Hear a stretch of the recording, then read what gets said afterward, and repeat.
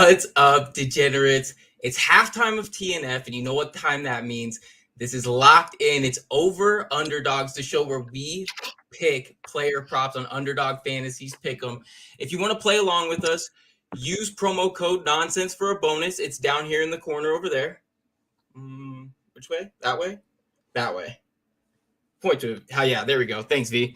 V's gonna help me out there. That's why. That's why we keep V around to keep me honest. As per usual, I'm your host Mason Cameron at PFF_Mace on the Twitter, and with me, as always, keeping me golden is my partner in crime, Vishaal Gupta at Vishaal_Gupta95 on the Twitter. V, football's back, buddy. How are you feeling? I can't believe it's here. It's been like 10 years since the last game. It feels like what a good matchup so far. A little sloppy, but I'm still happy football is back. You said it perfectly. I couldn't agree more. I'm so excited for the season. It's been a good matchup. My Broncos play on Monday night, so I'm a little bit excited for that. And joining us today also is Vaughn Moore. You guys have met Vaughn before. And I wanted to have Vaughn on first because Vaughn is actually taking over our weekly player props articles over at importantnonsense.com. That was my baby. I love that one. And Vaughn is going to get us a lot of money with that. Vaughn, what's up? How are you doing? You ready to pick some winners tonight for the good folks at home? I am. I'm ready to make people some money. That's what I'm here for. Good. We like that. So for starters, like I said, we are playing the Pick'ems on Underdog Fantasy. So go check them out at Underdog Fantasy on the Twitter. Check out their website. You can play along with us. Like we said, we have the promo code Nonsense, but also Underdog has a special new feature to help ensure that you take home some winnings no matter how many picks you hit with PickEm Insurance. So PickEm Insurance is a great way to hedge your entry. When you turn insurance on for an entry, your potential payout will be reduced a little bit. But in case you miss one of your picks, you still win money. So that's good. Sometimes if you're on the fence, if you got a long one, it can really help. I can't tell you how many times I've missed a parlay by the very last pick. We did that quite a bit last year, didn't we? Quite a bit. Could you imagine if we had this last year, V? I don't even think we would have lost a week. We definitely would have cleaned house. It would have been bad. Oh yeah. But for starters, let's jump right into it. And we'll start with you, V. So this is what we have for yourself. We have a nice new graphic for the new season. V, why don't you run through some of the picks that you have here? Okay, I'll start at the top here. Let's start with David Montgomery, higher than 14.5 rushing attempts. The Bears are going to be a very run-heavy team this year. Just looking at the way they've constructed their roster from the offensive line to the wide receivers, a lot of these guys specialize in run blocking, and I think that was done on purpose by this team. They know they don't have a lot of weapons to work with in the passing game, so they're going to focus a lot on the ground game, regardless of what the score is. Even if they're down a little bit, they're going to be committed to running the ball. So even though there's some concern that Chicago is going to become a committee in the backfield with Khalil Herbert and David Montgomery, there should be plenty of attempts to go around that Monty should hit higher than 14.5 on this one in this game. I think that should cash in pretty easily. I'll move on to Mac Jones, higher than 0.5 interceptions. He had a very good year last year for a rookie, but I think, we've heard a lot over the last few weeks about how the offense is looking right now in New England, and none of it sounds very good with Matt Patricia taking over. It seems like there's going to be a pretty big, regression coming up for Mac Jones in New England, and he's going up against a pretty solid Miami defense with guys like Xavier Howard and Javon Holland. These guys are going to be coming after Mac Jones. I think there's a good chance that one of these balls gets taken away by the Miami defense. I like higher than 0.5 interceptions. And I'm going to finish off with higher than 94.5 total yards for Alvin Kamara against Atlanta this weekend. Kamara just has very little competition to work with in New Orleans in terms of running back touches. Mark Ingram will, get a couple touches here or there, maybe on the goal line or in short yardage situations. But other than that, Kamara should be handling the vast majority of the workload. And he's going up against a poor Falcons defense that doesn't have nearly enough playmakers to, slow down Kamara at all. I think he should easily clear this number. I think they're going to be ball control. They're going to be up a lot. They're going to control the ball, just, running at the clock. I think a lot of those touches are going to go to Kamara, and he should have a very big game in this one. Yeah. Hey, I couldn't agree more. And I'm excited to see how it all plays out because that's going to be an interesting offense to watch, especially since, Kamara can do so much. And Vaughn, I know you have a Kamara pick on here too, which we'll get to here in a second. But let's throw your entry here on the board and we'll have you go through it here. What do you think? Okay, so I'll start with the Kamara pick. So he was the first. That was the first one that caught my eye. I'm going to take higher than 64.5 rushing yards. The Falcons, they have a couple great corners in A.J. Terrell and Casey Hayward, and they'll limit the production of their wide receivers, but their front seven is arguably the worst in the league. I definitely agree with V here. And that spells doom for them with Kamara coming to town. Even without their injured rookie, Trevor Penning at left tackle, I think they have a great offensive line otherwise that should dominate this Atlanta front. And like V said, they have no RB2 to speak of that will take legitimate touches away from him. So they're going to look to feed him the ball as much as possible. And for my second pick, I'm going to take Lamar Jackson higher than 23.75 fantasy points. This is my lock.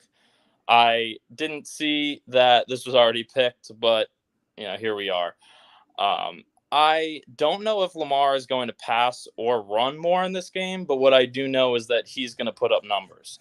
The Jets will have a better defense than they did last year, and they have a defensive head coach, so they'll have some schematic thing to do against Lamar, but overall, this is a brutal matchup for them. I don't have any faith their offense is going to be able to sustain drives with Joe Flacco at quarterback, or even if Zach Wilson was playing for that matter.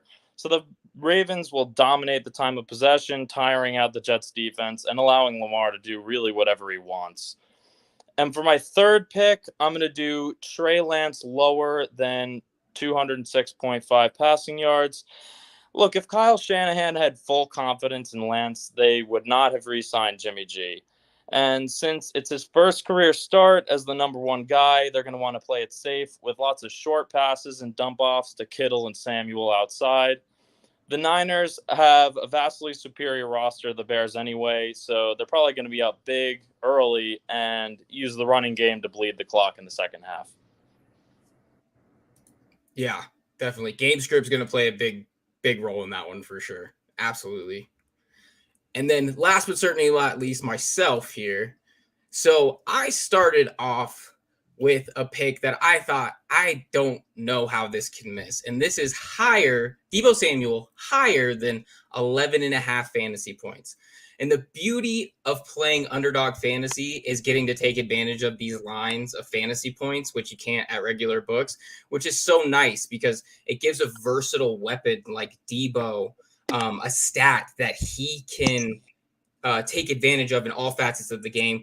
It encompasses his entire performance, and it just makes sense here. Last season, he had over 1,770 all-purpose yards, 10 touchdowns, including a massive game in Week 8 last season in Chicago where he racked up 6 for 171. The Bears allowed the 7th most fantasy points to wide receivers last year with over 23 per game.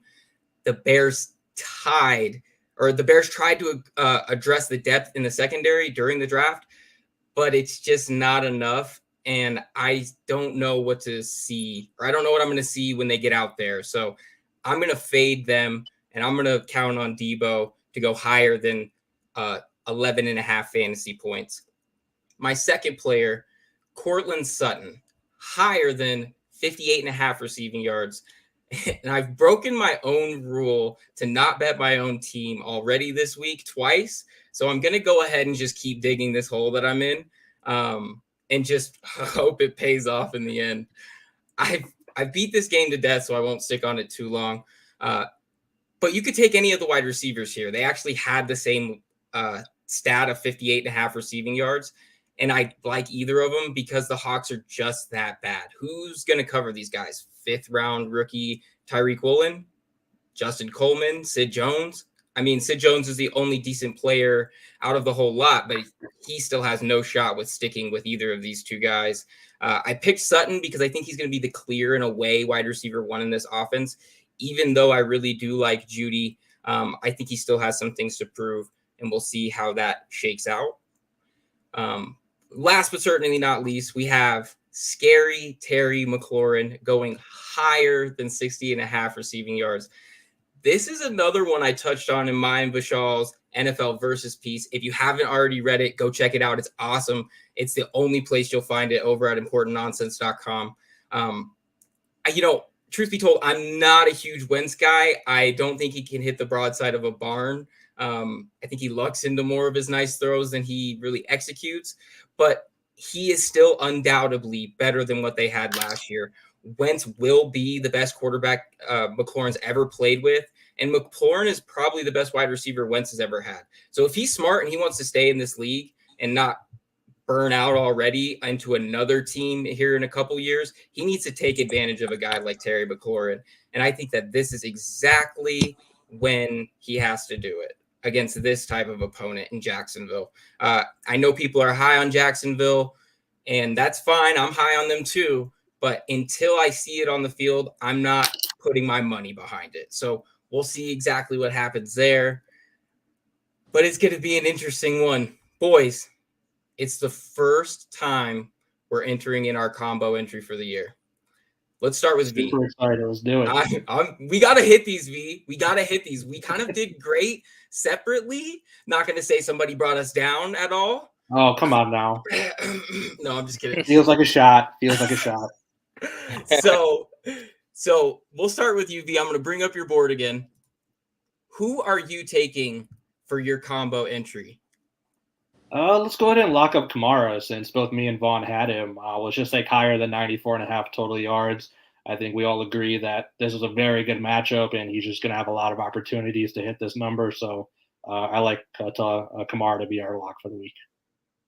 I like it too. I'm all on board with that. And I agree. I think the crossover there kind of does help us to determine that that's a lot of value right there, especially at the combined. I really love the combined. I know Vaughn took it higher than in rushing yards, which is just another interesting.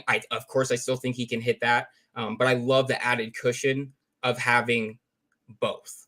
So yeah, there were so many options on Kamara. I couldn't even pick. I liked all of them. Could I just pick all three of them for my 3 picks? Just like total yards, rushing yards, and receiving yards. Just do that. An underdog, please. I know it's week 1 and you're just blessing us with week 1, but please keep this coming. We love the picks. We want everything. Give us all of them. Give us everything. So now, Vaughn, you kind of touched on it a little bit, but who are you taking for your combo entry here?